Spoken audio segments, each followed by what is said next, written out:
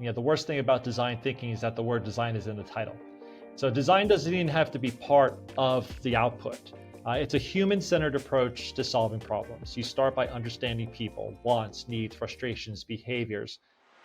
In the world of technology, heroes are everywhere. They're overcoming disruption, delivering sustainable outcomes, and fearlessly forging the future to solve what's next. Join me, Ed McNamara, as we meet the people and businesses driving change in our constantly disruptive world. This is Innovation Heroes, a podcast brought to you by SHI. This episode is brought to you by We Got Your Mac, a new podcast from SHI exploring the benefits and challenges of large-scale Mac adoption across the enterprise. Check out We Got Your Mac wherever you get your podcasts, or go to wegotyourmac.com for all the episodes, plus tons of free bonus resources and content. When you think of mega companies like Apple, Starbucks, and Airbnb, you may ask yourself, why do they consistently outperform? Today's guest says it's because they are all driven by design thinking, and he has the stats to back him up. According to research by the Design Management Institute, design-led companies have been found to outperform the S&P index by 219%. Welcome back to another episode of Innovation Heroes, the podcast exploring the people and businesses driving change in a constantly disrupted world. I'm your host, Ed McNamara. Paul Stonick is Vice President of SCADpro, the design studio of the Savannah College of Art and Design. SCADpro works with heavy-hitting clients such as Google, NASA, Fox Sports, Delta, and Deloitte. Paul led corporate design teams for 25 years before joining SCADpro. Most recently, he led user experience design for the Home Depot. If you've ever used the Home Depot website or app, know that was Paul and his team. They grew the app from $700 million to $2 billion in terms of revenue. He'll tell us what design thinking is and why more companies should be adopting a design-led approach. Paul, welcome to Innovation Heroes. Oh, thank you, Ed. My pleasure. Okay, first and foremost, I was reviewing your LinkedIn profile and I saw that you went to both high school and college in New Jersey. Are you a Jersey guy? I am a Jersey guy, Jersey Shore. Now, don't believe everything you see on the Jersey Shore TV show because it's not true. It's really not like that. So I moved to Atlanta 6 years ago from New Jersey, spent most of my life in Monmouth County, Middletown, and Holmdel, New Jersey. Middletown and Holmdel. Well, Holmdel has its own history of innovative design with Bell Labs and everything there. So that's pretty cool as well. Full disclosure, I am from Highlands, which is right across the bridge from Seabright and Sandy Hook. So of course. All right. So we're the same exit, basically. The joke is, what exit are you if you're from New Jersey? I spent all my summers in Seabright, so I know it very well. Amazing. That is fantastic. And I was really happy to see that. Can you just tell us really quickly, like, what's your own brief history of design? Have you always been naturally artistic, or, where did it all start for you? I think for me, it really started at a very young age. So I had my typical suburban life growing up in New Jersey playing sports, but I had an aunt that lived in New York City. And about once a month, I would go spend a weekend with her in New York, and she would take me to museums, galleries, opera, theater, musical theater. So I had a deep appreciation for the arts early on in my childhood, which was terrific. Now, I'm not necessarily an illustrator, nor can I draw or anything like that, but I always had an appreciation for design. I was turned on to art history in high school. Then I ended up majoring in art history in college as well. And then right around the mid 90s, this thing called the internet showed up around 95 as we know it. And that's where I really got my voice and said, oh, this is really cool. How do they make these pages? And a lot of it was self-taught in the beginning. And then I went back to school, which was really hard to find in those days, to study web design and web development. So I like to say I was there when the magic was written back in the day of web design. And then I pivoted to UX design around 2012. Okay. I've heard it said in the past that some people can look at a sketch or a doodle and know what age that person was when they were told that art maybe wasn't for them. Do you think that's true, or did nobody ever tell you that along the line? Nobody ever told me that, but I think people forget that everyone's creative all the way through, from your childhood all the way till now. Everybody is creative. Most people just forgot, right? So whether that was just jobs or education or socioeconomic or whatever it is, everybody's still creative to this day. And when we do design sprints or design thinking, I don't expect you to come in and draw. Stick figures are fine. It's really more about the problem solving process than it is about the fidelity of the drawing. That's really interesting, especially with the way that tools are, and I mean, like the Adobe Creative Suite and things like that.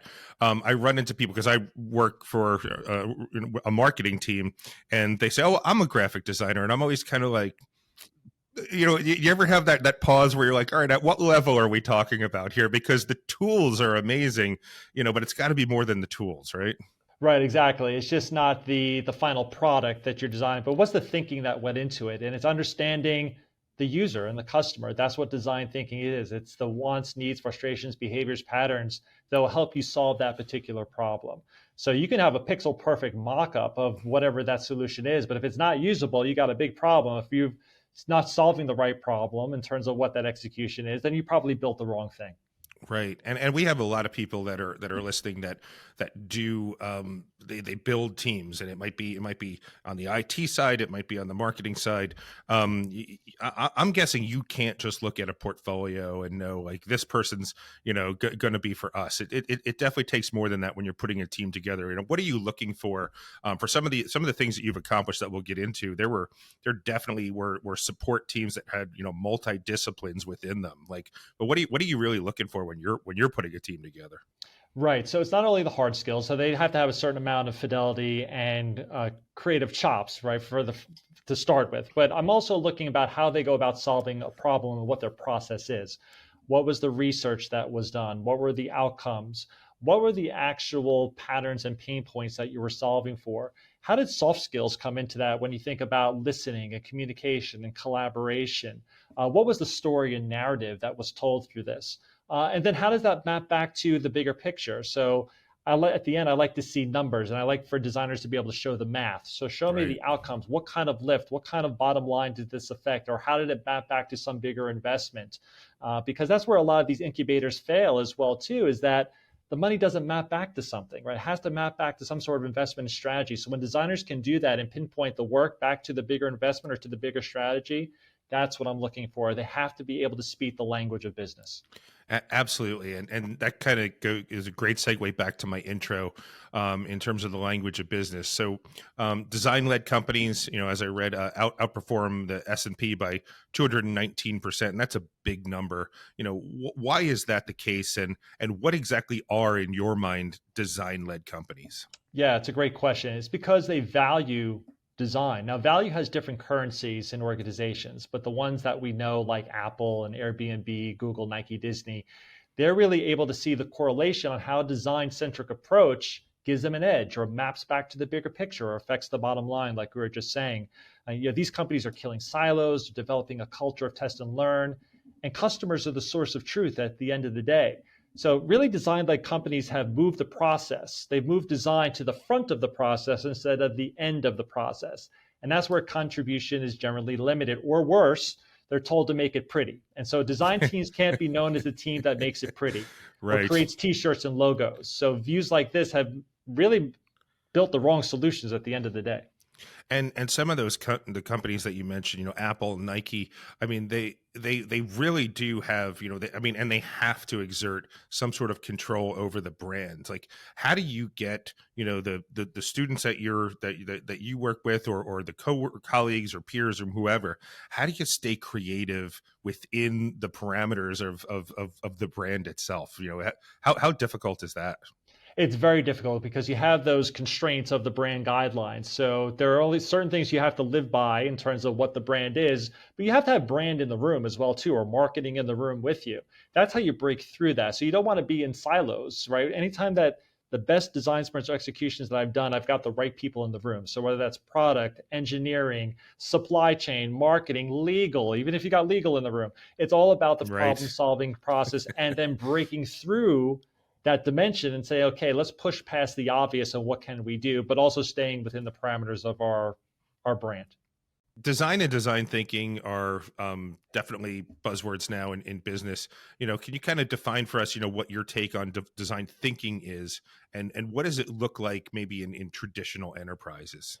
Yeah, it's a good question too. And I'm quoting a friend of mine, but the worst thing about design thinking is that the word design is in the title. So design doesn't even have to be part of the output.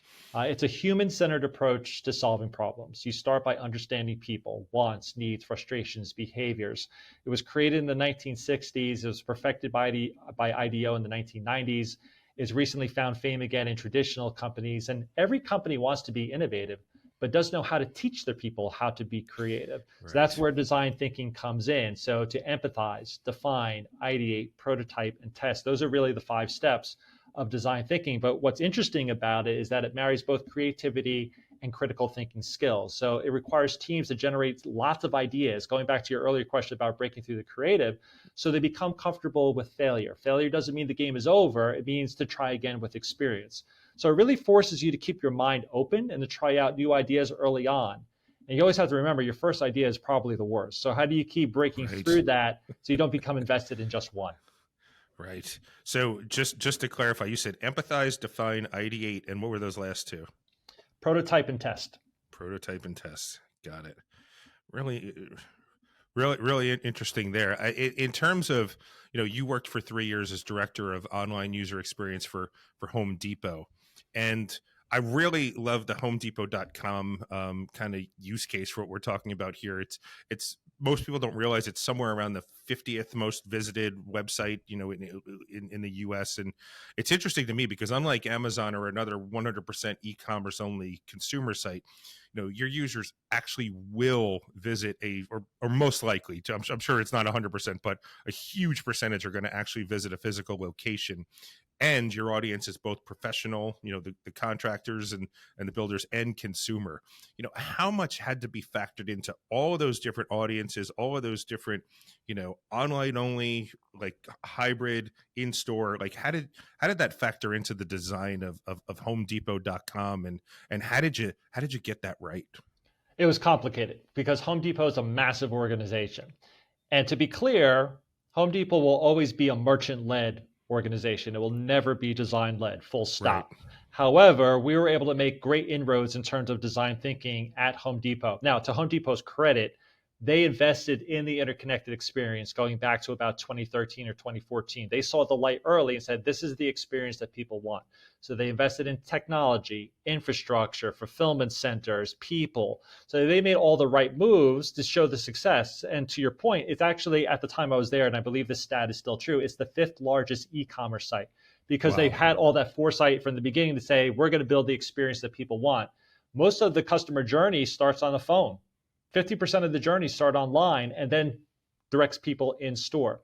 So whether they're picking up in a locker or doing curbside pickup or whatever it is, it's seamless end to end. So Home Depot got it right because they saw the vision when it came to something being interconnected. And that was proven out through curbside pickup, right, which we actually launched during COVID. So when everything shut down and we're all working remote, it was really one of those rare experiences where leadership got out of the way and said, all right, go, we need to get curbside stood up because we don't have it. We're flat-footed. And now this is the actual norm. So we started out very slowly with and say, okay, let's pilot it to 5 stores, eat our own dog food. Let's test it out. We were going to drive-throughs ourselves and figuring out how it worked. You had managers and supply chain and other people coming together from all the stores and logistics. How's that going to work? People setting up Home Depot buckets with a yardstick on it and writing curbside pickup this way until marketing could catch up. Right. And it was a beautiful thing because we scaled from 5 to 10 to 100 to all stores as well too, because this is what the customer needed. This was an expectation, and COVID really forced our hand. So that's where you can start leading from the front, and also leadership getting out of the way also helps a lot. Yeah, I just can tell you that it works because I'll go on HomeDepot.com. I actually write down like the SKU number, and like I'm like more looking for that number in the store as much as the actual product itself. So I'm like, how they did this is amazing. So kudos to you and your entire extended team, including leadership getting out of the way.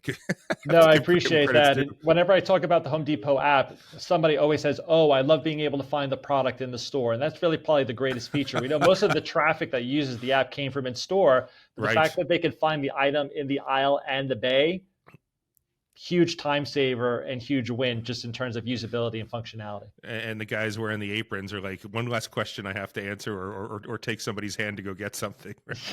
Exactly. So in terms of, we seem to be at a point where innovation is happening, quickly, although I feel like every 5 or 10 years I say that again, but especially now in areas such as AI. How essential do you think design thinking principles are, like, right now? I think it's absolutely critical right now. I see AI as the wild, wild west. Hmm. Right? There's really a lot happening out there, but we really haven't had the iPhone moment where everything Okay. changes and everybody converges on one thing. You can argue ChatGPT is this thing that's come out, but it's really not the iPhone moment.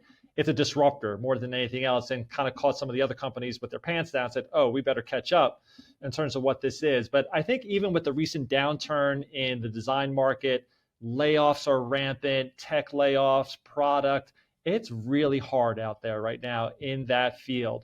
You even have IDEO laying off a good number of design thinking professionals, but I think the principles still remain important because its value is greater than ever. One, it's inclusive. So one of the most powerful things about design thinking is that it brings everyone to the table on a project, like we said Hmm. earlier. It creates empowerment. Design teams become the guide and teacher to others. It allows us to go into other parts of an organization and teach others how to be creative again. And that was the win at Home Depot, is that we took design thinking to HR and supply chain and all these other groups I had never even heard of because they heard the great work that we were doing with an interconnected experience. So that's value.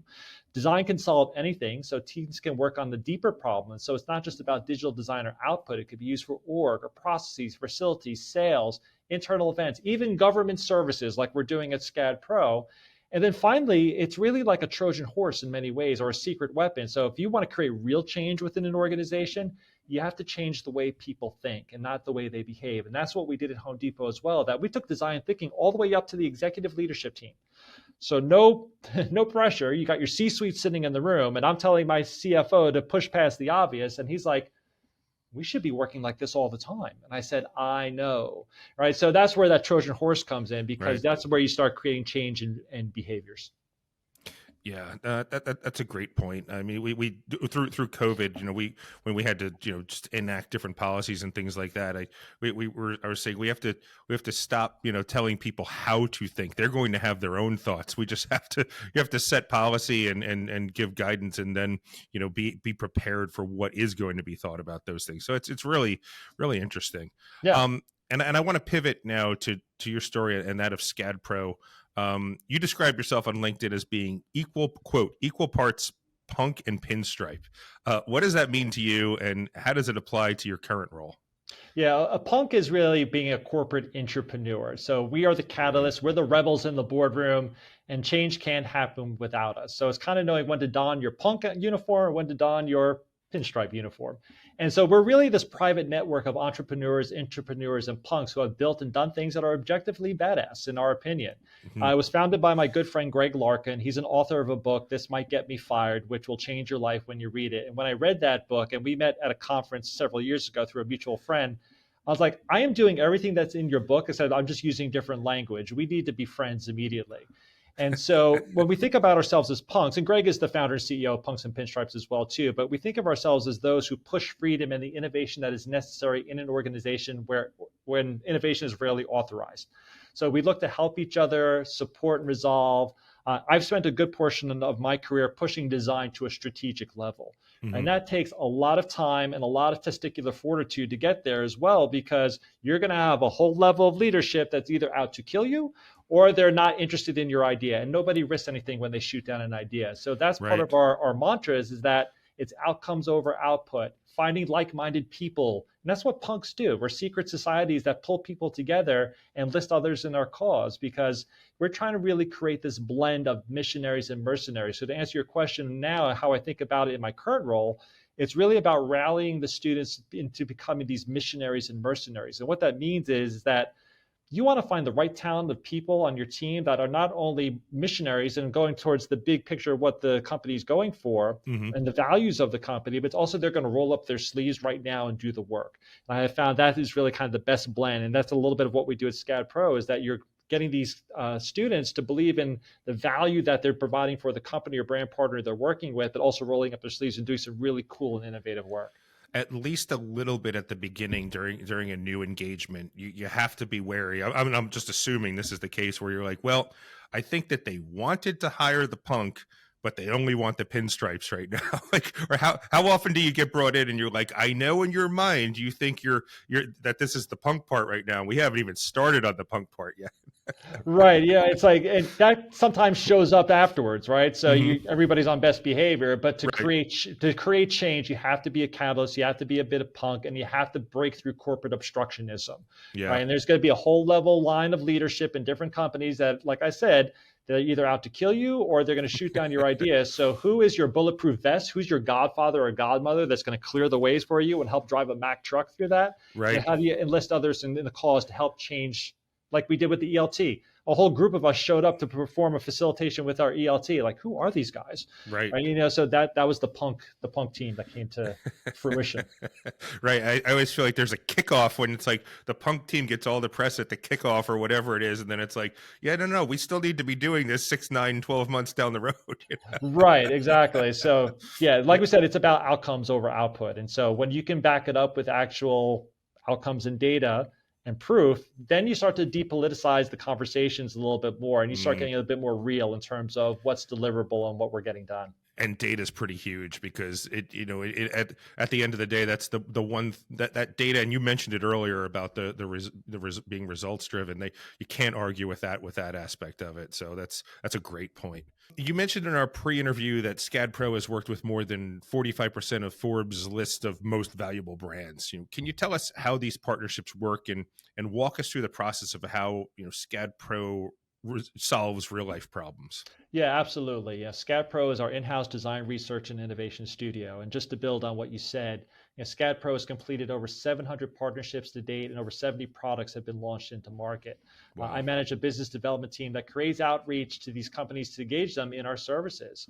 And we also receive projects through industry relationships, faculty, alumni who have done SCADpro in the past, and a lot of word of mouth as well. And so we have several offerings that include a design challenge, where we can solve a problem over the course of 48 hours or several days, depending upon this statement of work. We also have a partnership, which is where we solve a problem over the course of 10 weeks. So SCAD runs on the quarter system. So we just finished our fall quarter. We'll be going to winter quarter in January. And then we also have what's called an executive experience. So that's where we go into other companies and provide professional coaching. So whether it's on presentation or design thinking 101 or custom curriculum.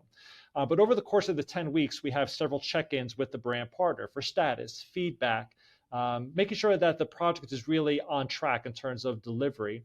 And then brand partners generally join us at midpoints or for final presentations to have interaction with our faculty and students. And at that point, that's what I tell the students, that's when you're going upstairs. Right. That's when you're going upstairs to present your final presentation. So nothing should be a surprise to the brand partner at the end, because they have seen the project all the way through the journey. So at the end of the project, all that IP is turned over to the brand partner. So whether it goes to market or further R&D or to sell into leadership, whatever it is, Right. Sometimes companies will run back-to-back quarter projects. They might run 2 or 3 simultaneously, but we trended about 20 to 25 projects per quarter. So in terms of, I'm sure you have a lot of great case studies, working with clients like NASA, Uber, Delta Airlines. Can you give us some examples of these projects and the problems that they solved? Yeah, absolutely. I'll give you the most tangible one because a lot of people answer yes. So Ed, have you ever been through a Chick-fil-A drive-through? I most certainly have. Okay, said nobody ever, right? Because most people have, and that was a SCADpro project, right? So going back to what I was saying earlier, the facilitation of design thinking is not necessarily about the design, it's about organization, process, flow, etc. That was a SCADpro project in terms of facilitating the drive-through to the iPad experience, the orchestration of the cars going through. And that is value at the end of the day, because that's return for Chick-fil-A. You have more cars going through, so you're selling more food. And then that's return for the customers because they're getting their food faster. That's the most realistic one that people say, oh, I've been through a Chick-fil-A drive-through and it's amazing compared to the other brands that are out there. So we'd like to talk about that one because it's so real. But for some of the other examples, for example, we work with NASA.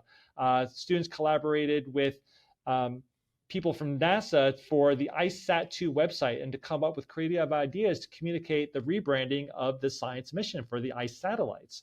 We worked with Uber to assist in the research and development of concepts for a common cabin interior. What does that look like? And a vertiport for flying cars. Here's a good one. So if you go to davidyurman.com, The foremost luxury jewelry brand, you'll see that we just launched their holiday campaign, Create Joy, Give David Yurman. There's a wonderful film on their homepage that shows everything that we shot here on our LED volume stage. So we're the only school in the nation that not only has one LED volume stage, but we've got two, and it's the same type of stage that they shoot The Mandalorian on.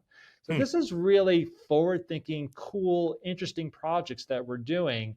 And then finally, I'll talk about Deloitte as well too, because Deloitte is actually our biggest client. We've done 30 projects to date. We've hired over 30 students directly into Deloitte. We've been working with them since 2019, and they saw the light early in terms of the value of what SCAD could bring and design thinking. And we're solving big, complex, meaty problems in the government space in the government space in general. So, this is amazing for us because, this is something that we can create deep emotional connections to in terms of the work that we're doing for not only SCAD, but also for Deloitte. Yeah. And you mentioned the government, doing some work for the government. I know that you guys also work on solving complex government issues like Social Security and child welfare. But there's also then there's a whole political issue, and because nobody well, I hope nobody is against providing people the services that they need. But then but at the same time, that whole the people's trust in the government is also low. It's like, we know we need these things, but we trust that they're not being done efficiently. Have you guys seen the ability to change the attitude and so we know we're for these things. We know that there's kind of lower opinion of the government that's delivering it. How do you kind of are you able to just influence people's perceptions in a positive way about things that generally they would probably be accepting of, except for who's delivering it? Maybe, I don't know. Long-winded question, sorry about that. No, that's okay. And I think the beauty of what we do at SCADpro is that you're coming in and working with students and they're using unconstrained thinking. Hmm. Right. So they're going in unconstrained thinking, Gen Z mindset as well, and they're empathizing from the beginning. So they're putting themselves in the shoes of those people that are struggling. So whether it is public housing or welfare or Social Security or reconfiguring space launches, they're putting themselves in the shoes. So you really get this emotional connection. And when I watch the final presentations from the students, you can see how deeply connected some of these students are to these stories. So taking the time to understand the problem and the challenges and needs of the user, that's the sweet spot for us. And then when this reveals the potential solutions that may have not been discovered otherwise. So when you really go in with that open mind, that's where the fresh creativity comes. That's our sweet spot. It's got to be fun to be on campus. It's great. It's an amazing experience, and the opportunity that these students have just in terms of facilities, technology, and being in a place where we're really preparing them for their creative professions. What an opportunity for them. I wish this stuff existed when I went to school. Absolutely. So, in terms of companies, adopting a design-led approach, especially for bringing innovation quickly to the market, but what happens when you encounter resistance, and where does that come from? The resistance to design theory innovation versus traditional models, and kind of how do you get around that? Yeah, we talked about this a little bit earlier. So there's always going to be a level of corporate obstructionism somewhere, right? So how do you work through that? And so I think there's a resistance to the process because it's probably not fully understood or what the business value is and maybe hasn't been clearly articulated.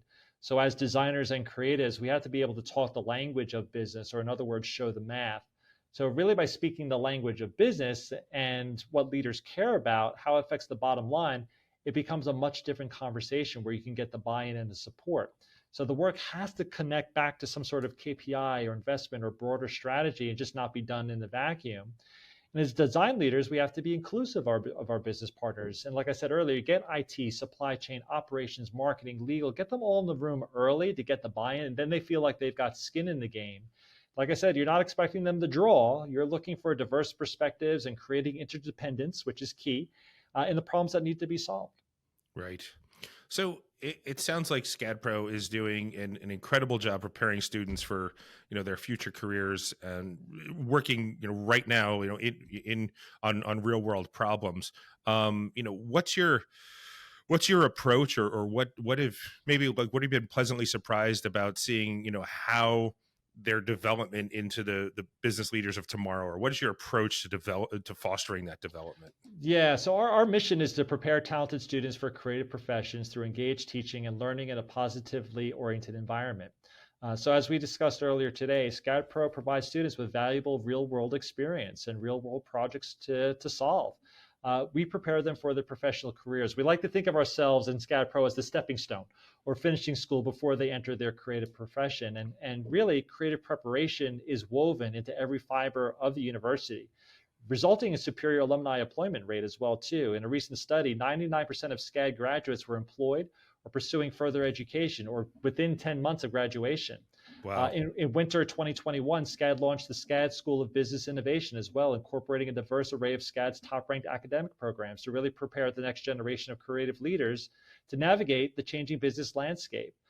So when it comes to hiring, like I was saying earlier with new talent, it's not only about the hard skills, and especially through the lens of design thinking, it's being empathetic and endless curiosity.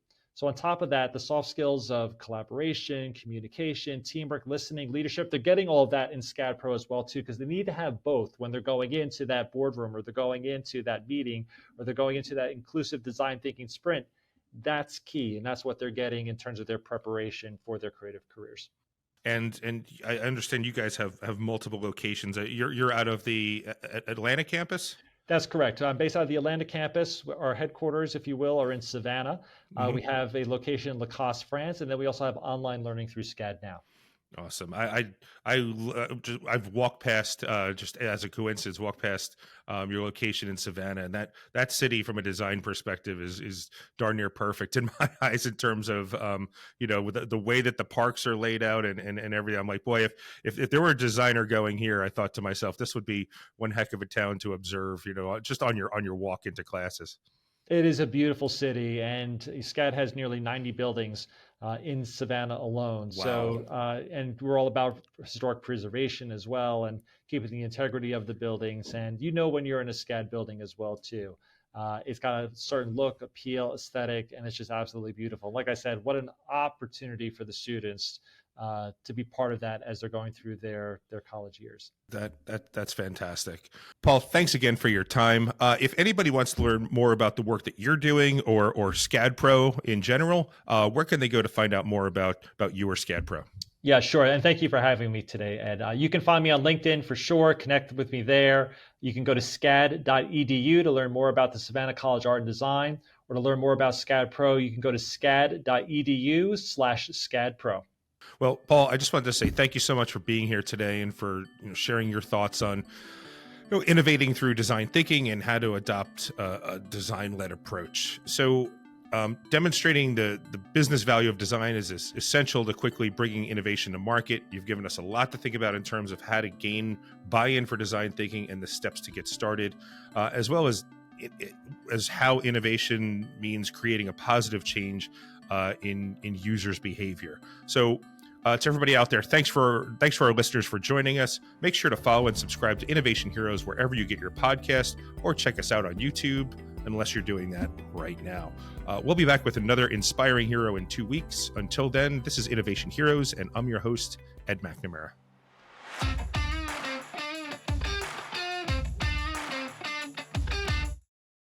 This episode is brought to you by We Got Your Mac, a new podcast from SHI exploring the benefits and challenges of large-scale Mac adoption across the enterprise.